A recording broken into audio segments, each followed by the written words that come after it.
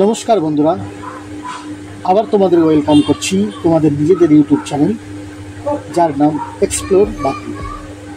ভাই, নতুন দিন নতুন যাত্রা।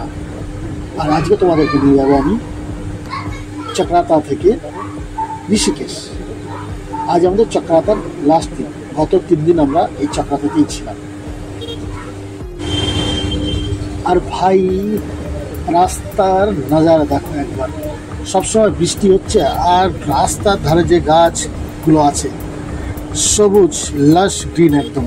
মানে বর্ষার সিজনে এই সময় আসলে যারা প্রকৃতি প্রেমী না, তাদের কিন্তু পাগল হয়ে যাবে তারা। আর পাহাড়েতে এইরকম রাস্তা খুব কমই দেখা যায়, কোথাও কোনো গাড্ডা নেই, কোথাও কোনো ডাইভার্ট নেই। হ্যাঁ, আরেকটা ইনফরমেশন, এই যে চক্রাতা যে হিল স্টেশনটা না, এটা কিন্তু ক্যান্টনমেন্ট এরিয়া। ক্যান্টনমেন্ট মানে সম্পূর্ণ সৈনিকের দায়িত্ব। সো এখানে কিন্তু কোনো বিদেশি পর্যটক আসতে পারে না, অনলি আমরা ভারতীয়রাই দেখতে পাবো। তো আমরা ভাগ্যবান যে আমরা এইরকম সুন্দর সুন্দর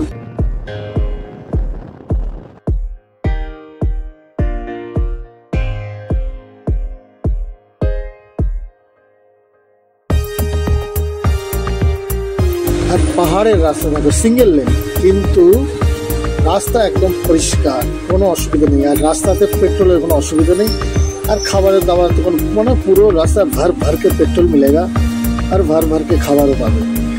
মানে ম্যাগি পয়েন্ট আছে, হাজারো ম্যাগি পয়েন্ট আছে, মোমোজ আছে, মানে যেটা তোমাদের ভালো লাগবে। পুরো রাস্তায় প্রকৃতিকে এনজয় করো আর খাও আর ঘুরো।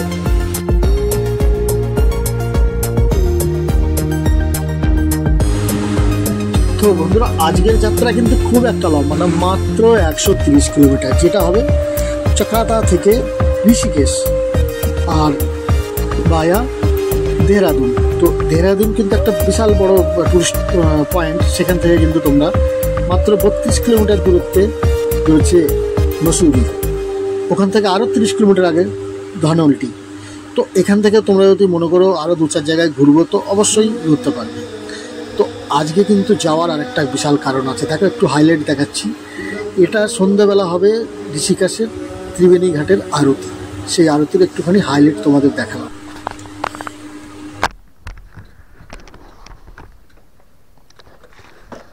Just guys, look at the view. What a amazing, बिल्कुल नज़ारा जो एक नंबर है। हम देखो, अभी चक्राता से हम ऋषिकेश जा रहे हैं, लेकिन उस ऑन द वे इतना बढ़िया व्यू आ रहा है, तो हम रुक के नहीं पा रहे कि हर जगह रुक रहे हैं। और थोड़ा टाइम चाहे कितना भी लग रहा है, वैसे 3-3.5 घंटे का रास्ता है, लेकिन हमें नहीं लगता 5-6 घंटे से पहले हम वहाँ पहुँच पाएंगे। वैसे कोई काम भी नहीं है, तो हमें रास्ते का नज़ारा खुद भी देखे और आप लोगों को दिखाए। तो मेरे को लगता है आप लोगों को भी अच्छा लग रहा है। ऐसे ही बाकी पीछे का भी ब्लॉग जो 1-2 दिन में आने वाला है, वो भी देखना, बहुत बढ़िया है। बबली तो मस्त फोटो खींच रहा है। তো গাইস, যেটা আমি হিন্দিতে বলছিলাম যে মাত্র 3-3.5 ঘন্টার রাস্তা, আমরা কিন্তু মনে হয় 5-6 ঘন্টার আগে যেতে পারবো না। দেখো চারিদিকে কুলকুল ঠান্ডা হাওয়া, মানে ছিপছিপ করে বৃষ্টি হচ্ছে, আর চারিদিকে সবুজ, মনে হচ্ছে যেন পাহাড়গুলোকে সবুজ কার্পেট দিয়ে ঢেকে রেখেছে।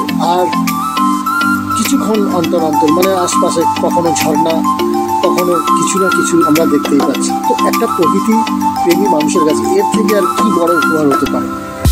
তো আজকে কিন্তু আমার 3-4 ঘন্টা কোনো মাইনেই রাখে না। কথাই আছে যে সফর কিন্তু সবসময় মঞ্জিলের থেকেও সুন্দর হওয়া দরকার। তো আজকে কিন্তু সত্যি সেটা প্রমাণিত যে ওখানে আমরা যেখানে যাচ্ছি সে তো সুন্দর হবেই হবে, কিন্তু রাস্তাটা কিন্তু ভাই আলটিমেট, পাগলা করে দেওয়ার মতো।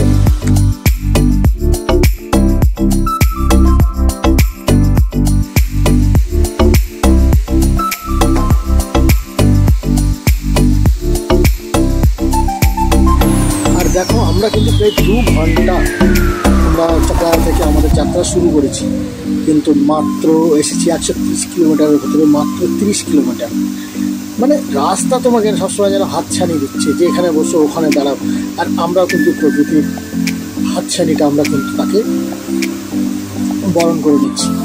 যেখানে ভালো লাগছে, যেখানে সুন্দর লাগছে সেখানে আমরা দাঁড়াচ্ছি, ফটো তুলছি, ভিডিও করছি, আবার আগে এসছি। অ্যাকচুয়ালি এসছি আমরা ঘুরতে, তো আমাদের কোনো তাড়া নেই আমরা তখন তাড়াতাড়ি যেতে হবে। আমাদের সন্ধ্যেবেলা পর্যন্ত গেলেই হবে, পাহাড়ি রাস্তা তো বেশি হাত করা যাবে না, তো সন্ধ্যেবেলার ভিতরে আমরা পৌঁছে গেলেই হবে। তাই বন্ধুরা, প্রতিবারের মতো আবার কিন্তু বলবো, যদি ভিডিও ভালো লাগে অবশ্যই কমেন্ট ও শেয়ার করবে, আর যদি সম্ভব হয় তো সাবস্ক্রাইবও করবে।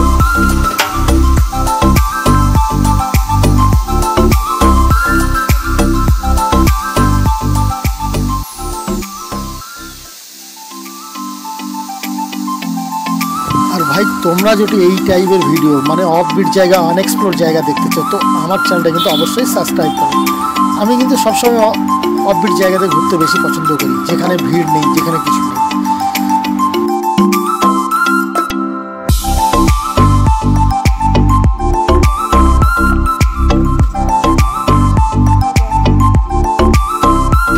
আর সত্যি নেচার এতই সুন্দর না, আমরা মাঝে মাঝে কোথাও কোথাও বসে পড়েছি। দেখো, একটা হিন্দিতে কথা আছে, প্রবাদ বাক্য, যে পাহাড়ও বালি ম্যাগি। ম্যাগি কিন্তু সত্যি পাহাড়ে কিন্তু খাওয়ার যা মজা না, তো সেইটা চিন্তা করে আমরা এক জায়গায় দেখো ঠিক একদম পাহাড়ের গায়ে বসে একটা ছোট্ট রেস্টুরেন্টও বলতে পারবো না, ছোট্ট মতো দোকান, সেখানে বসে কিন্তু আমরা ম্যাগি অর্ডার করেছি। একটা অভিজিৎ আছে, বৌদির কাছে, তো ওখানে কিন্তু আলটিমেট ছিল ভাই। এখানে আসার মজাই কিন্তু এইসব রাস্তায় ঘোরা, খাওয়া আর প্রকৃতিকে এনজয় করা। কিন্তু আমি একটা কথা বারবারই বলছি, আর না বলেই নয়, কিন্তু এতটাই ভালো লাগছে। আর সময় কিন্তু হু করে কাটছে, মানে 3 ঘন্টা হয়ে গেছে, সেই বললাম 30 কিলোমিটার, এখন আমাদের 40 কিলোমিটার এসেছি। কোথাও না কোথায় আমরা বসছি, ম্যাগি খাচ্ছি, ঘুরছি, ফটো তুলছি আর প্রকৃতিকে এনজয় করছি। আর বলতে গেলে ভিডিও তো অনেক বড়ই হয়ে যাচ্ছে, তো আমরা কিন্তু আরও অনেক ভিডিও আছে আমরা দিইনি, কেননা অনেক লম্বা হয়ে যাচ্ছে বলে। তো আমরা মোটামুটি নিচের দিকে নেমে এসেছি, মানে দেহরাদুন থেকে এন্ট্রি করছি এখন। আর এখান থেকে দেহরাদুন থেকে ঋষিকেশ হচ্ছে 30 কিলোমিটার মতো। তো এখন কিন্তু আমরা এই 30 কিলোমিটার যে যাচ্ছি নিচে দিয়ে থাকবো, পাহাড়িতে আর না। এবার কিন্তু পাহাড়ের গা দিয়ে যাচ্ছি। এও কিন্তু আলটিমেট ছিলাম ওই দূরে, বুঝেছো, ওই মেঘের উপরে কিন্তু আমরা ছিলাম। ওখান থেকে আমরা নিচে নেমে এখানে চলে এসেছি নিচের দিকে। এবার সমতল ভূমি, এর প্রকৃতির আলাদা মজা, সেটা তোমাদের দেখা।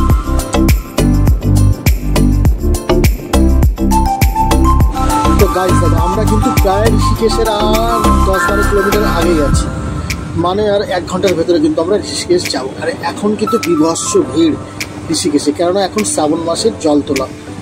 তো আমরা কিন্তু, আমার একটা দাদা এসেছেন দিল্লি থেকে, উনিও জল তুলতে ওনার ছেলেকে নিয়ে।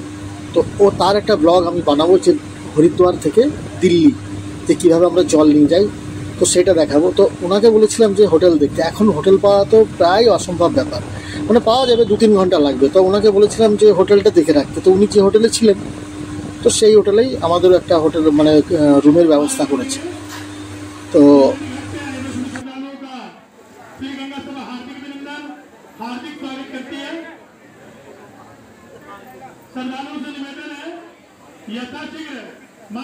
তো সেই জন্য আমাদের কোনো তাড়া নেই জলদি যাওয়ার। তো আমরা ওনাকেও ডেকেছি ওই ঘাটেতে, ত্রিবেণী ঘাটে। আর ওখানে কিন্তু সন্ধ্যা আরতি, তোমরা তো সবাই জানো কলকাতার লোক বাঙালিরা, তো বিভৎস সুন্দর হয়, সন্ধ্যে 6টা সাড়ে 6টার সময় শুরু হয়। তো সেই আরতি আমরা অ্যাটেন্ড করছি ওখানেই, আর এনজয় করছি, তোমরাও এনজয় করো।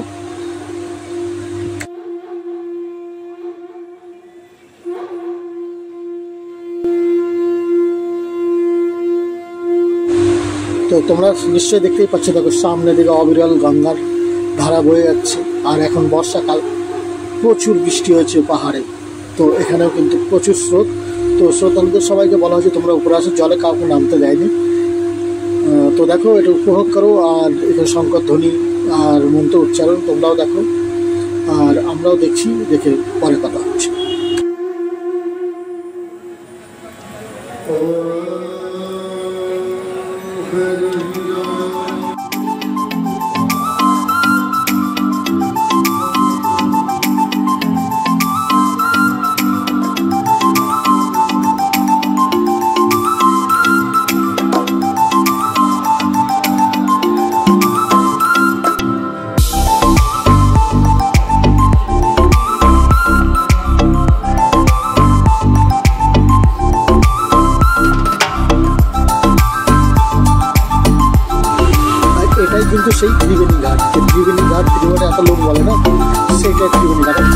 ভিড় দেখো, আর সন্ন্যাসী প্রচুর, যারা জল তুলতে যারা এই গেরুয়া বস্ত্র পরে আছে সবাই কিন্তু জল তুলতেই এসেছে। তো কালকে কিন্তু সব কেউ এখান থেকে নেবে, মানে ঋষিকেশ থেকে নেবে, কেউ নেবে হারকিপুরি থেকে, যেটা হচ্ছে হরিদ্বারে। আমরা কিন্তু রাত্রিবেলা এখানে স্টে করবো, এখানে হোটেল নেওয়া আছে। তো কালকে আমরা ভোরবেলা বেরিয়ে যাবো হরিদ্বার, ওখানে গিয়ে স্নান করবো, নতুন কাপড় পরবো, করে দেন দিল্লি যাব। তো দিল্লি যাওয়ার যে রাস্তাটা হরিদ্বার থেকে দিল্লি, তার একটা ব্লগ আজকালের ভেতরেই আসছে, সেটাও তোমরা দেখবে যে কত এনজয় হচ্ছে। তো ব্লগটা যদি ভালো লাগে একবার শেয়ার করো, আর বন্ধুদেরকে পাঠাও, লাইক করো, ভালো না লাগলে ডিসলাইক করো। আর যদি কোনো তোমাদের পরামর্শ থাকে যে আমার ভিডিও সম্বন্ধে, যেহেতু আমি বিগিনার নতুন, হয়তো আমার অনেক ভুল ত্রুটি হচ্ছে, যদি কোনো প্রবলেম হয় বা কোনো রকম সাজেশান দেওয়ার থাকে তো আমাকে দিতে পারো। আর যদি কোনো কমেন্ট থাকে তার অবশ্যই আমি কমেন্টে উত্তর দেবো।